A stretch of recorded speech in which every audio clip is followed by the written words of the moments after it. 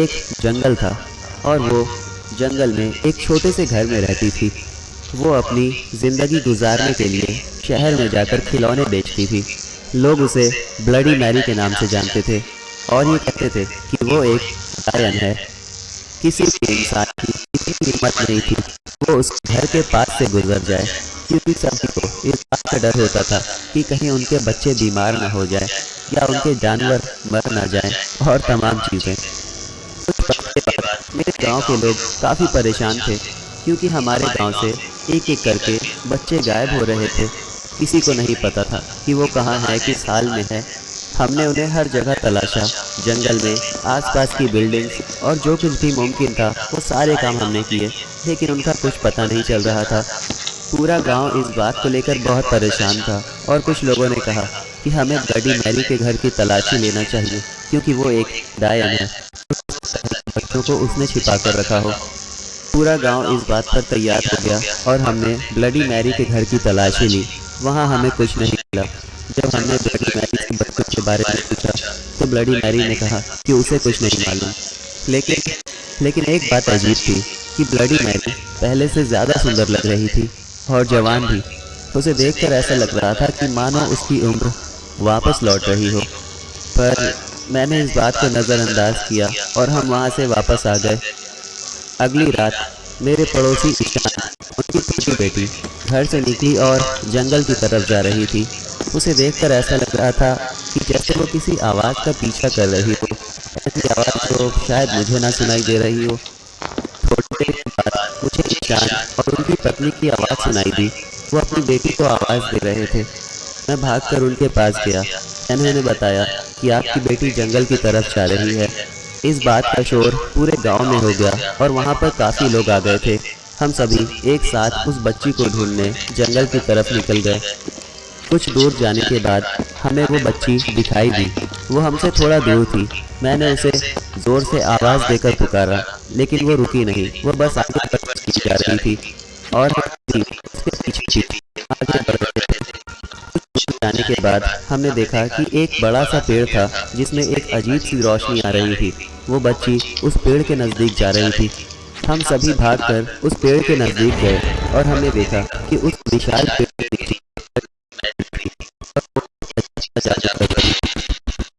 वो बच्ची के ऊपर कर रही थी, जिसकी वजह से वो बच्ची उसके करीब जा रही थी। जब ब्लडी मैरी की नज़र हमारे ऊपर पड़ी तो वो वहाँ से भागने लगी। गांव के सभी लोगों ने अपनी बंदूक निकाल ली। मैंने ब्लडी मैरी को 3 गोली मारी, लेकिन उसे कुछ नहीं हुआ। मुझे ये बात समझ में आ गई कि ब्लडी मैरी एक डायन है और वो ऐसे नहीं मरेगी। इसलिए मैंने अपनी बंदूक में चांदी की गोलियां डालकर उसका पीछा किया और जैसे ही मुझे ब्लडी मैरी दिखाई दी मैंने उसे एक गोली मार दी और वो उसी वक्त ज़मीन पर गिर गई। गांव के लोग ब्लडी मैरी को खींचकर एक मैदान में लेकर आए। वहां लाने के बाद उन्होंने ब्लडी मैरी को एक सूखे पेड़ से बांध दिया और उस पर पेट्रोल डालकर उसे जला दिया। जिस वक्त ब्लडी मैरी जलकर मर रही थी उस वक्त वो चिल्लाकर गांव वालों से ये कह रही थी कि मैं तुम सभी से अपना बदला लूँगी। उसने कहा कि जब कभी अंधेरी रात में आईने के सामने तुम मेरा नाम 3 बार लोगे तो मैं वहां आकर तुम्हें जान से मारूंगी और ये सिलसिला सदियों तक चलेगा। ब्लडी मैरी की मौत के बाद गांव के लोग दोबारा जंगल में गए। वहां उन्हें कुछ कब्र मिली जिन पर कोई नाम नहीं था। वो कब्र ब्लडी मैरी के घर के पीछे थी। देखने पर पता चला कि वो कब्र उन बच्चों की थी जो गुम हो गए थे। ब्लडी मैरी शैतानों को उन बच्चों की बलि चढ़ाती थी। ऐसा करने से वो दोबारा जवान और खूबसूरत हो जाती। उस दिन से हमारा गांव ब्लडी मैरी को हमेशा के लिए भूल गया और किसी ने भी ब्लडी मैरी का नाम देने की बेवकूफ़ी नहीं की। कहते हैं कि रात के वक्त जब आप आईने के सामने खड़े होकर ब्लडी मैरी का नाम 3 बार लेते हो तो ब्लडी मैरी उस आईने से बाहर निकलती है और आपकी रूह को खींचकर उस आईने में लेकर चली जाती है और आपकी आत्मा हमेशा के लिए उस आईने में कैद हो जाती है।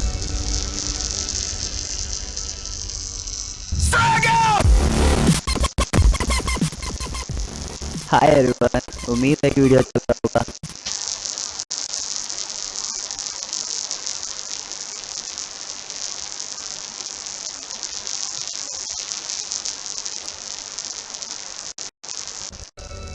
लोग उसे ब्लडी मैरी के नाम से जानते थे और ये कहते थे कि वो एक डायन है, कि हमारे गांव से एक एक करके बच्चे गायब हो रहे थे। किसी को नहीं पता था कि वो कहाँ है, किस हाल में है। हम सभी एक साथ उस बच्ची को ढूंढने जंगल की तरफ निकल गए। जब ब्लडी मैरी की नज़र हमारे ऊपर पड़ी तो वो वहाँ से भागने लगी। गांव के सभी लोगों ने अपनी बंदूक निकाल ली। उन्होंने ब्लडी मैरी को एक सूखे पेड़ से बांध दिया और उस पर पेट्रोल डालकर उसे जला दिया।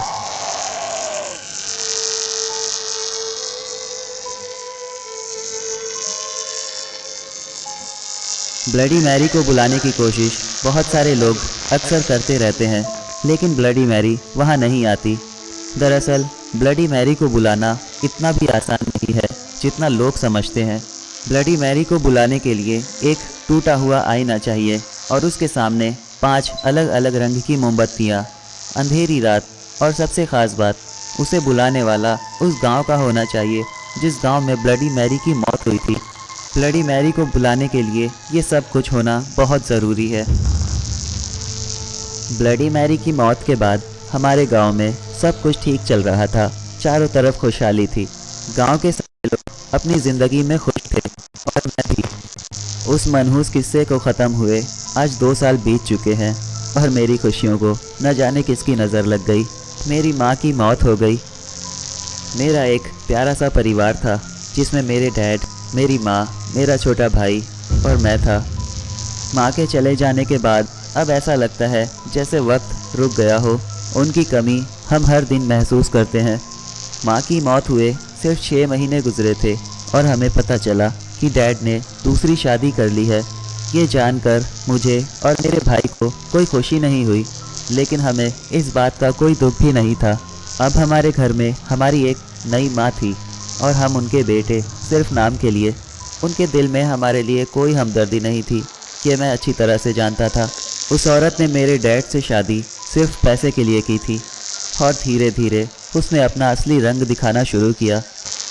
मेरा छोटा भाई एक अच्छा स्टूडेंट था, साथ ही एक अच्छा लड़का, लेकिन मेरी नई माँ को लगता था कि वो यहाँ रहकर बिगड़ गया है, इसलिए उसे बोर्डिंग स्कूल में भेज देना चाहिए। मैंने डैड से अकेले में इस बारे में बात की, लेकिन डैड कुछ भी सुनने के लिए तैयार नहीं थे। उन्होंने कहा कि वो तुम्हारी माँ है, तुम दोनों से मोहब्बत करती है, उसे फिक्र है तुम्हारी, इसलिए तुम दोनों का भला चाहती है। अब मैं उन्हें कैसे समझाता कि वो हमारा भला नहीं, हमारा बुरा चाहती है। और 1 हफ्ते बाद मेरे छोटे भाई को बोर्डिंग स्कूल भेज दिया गया। वो जाना नहीं चाहता था, लेकिन फिर भी उसे ज़बरदस्ती भेजा गया। मेरी नई माँ इस बात से काफ़ी खुश थी और 1 महीने बाद हमें पता चला कि मेरे छोटे भाई ने सुसाइड कर ली, क्योंकि वो वहाँ खुश नहीं था। दरअसल ये एक मर्डर था, एक सोची समझी साजिश, क्योंकि मेरी नई माँ ये जानती थी कि वो वहाँ नहीं रह पाएगा, इसलिए उसने ज़बरदस्ती मेरे भाई को वहाँ भेजा था। और अब शायद मेरी बारी थी। मैं आर्ट्स में अच्छा था, लेकिन मेरी नई माँ ने मुझे साइंस पढ़ने पर मजबूर कर दिया और ये उसकी बदकिस्मती थी कि मैं साइंस में रहकर भी अच्छा कर रहा था और मैं सुसाइड करने वालों में से नहीं था। जब मेरी छुट्टियाँ शुरू हुई तो उसने मुझे अकेला मेरे अंकल के घर भेज दिया। वहाँ मुझे कुछ गुंडों ने मारने की कोशिश की, लेकिन मैं फिर से बच गया। मैं जानता था कि ये सब कुछ मेरी नई माँ का किया धरा है, इसलिए मुझे लगा कि मैं भागकर यहाँ से कहीं दूर चला जाऊँ, लेकिन मैं जाता भी तो कहाँ। मैं जानता था कि वो मुझे ढूंढ लेगी, इसलिए मैं चुपचाप अपने घर गया और वहाँ रहने लगा। मैं उसकी सारी बातें मानता था। मैं ये चाहता था कि वो मुझसे खुश रहे, इसलिए मैं वही काम करता था जो उसे पसंद था, क्योंकि मैंने उसके लिए कुछ खास सोचा था। एक दिन रात का वक्त था, डैड घर पर नहीं थे और मेरी नई माँ किसी दूसरे कमरे में थी, इसलिए मैं उसके कमरे में गया और उसके आईने को एक पत्थर मारकर तोड़ दिया और उस आईने के सामने मैंने 5 अलग अलग रंग की मोमबत्तियों को जला दिया। उसके बाद मैंने कमरे के सारे बल्ब बुझा दिए और आईने के ठीक सामने खड़ा हो गया। उसी वक्त मेरी नई माँ वहाँ आ गई और उसने कहा कि तुम ये क्या कर रहे हो। मैंने कहा कि मैं आपको कुछ दिखाना चाहता हूँ यहाँ इस आईने के सामने। और वो बेवकूफ़ उस आईने के सामने आकर खड़ी हो गई। मैं धीरे से उस आईने के सामने से हटकर आईने के पीछे आ गया और ज़ोर से कहा, bloody Mary, bloody Mary, bloody Mary.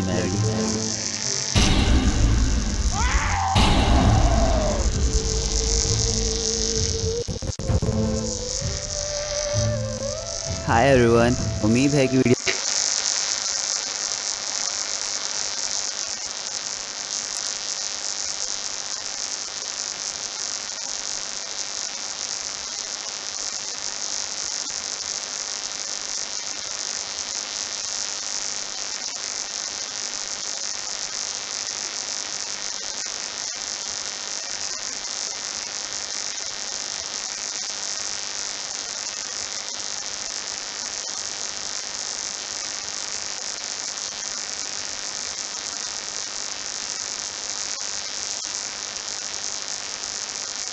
Subscribe करें और देखें हर मंडे एक हिला देने वाली हॉरर स्टोरी।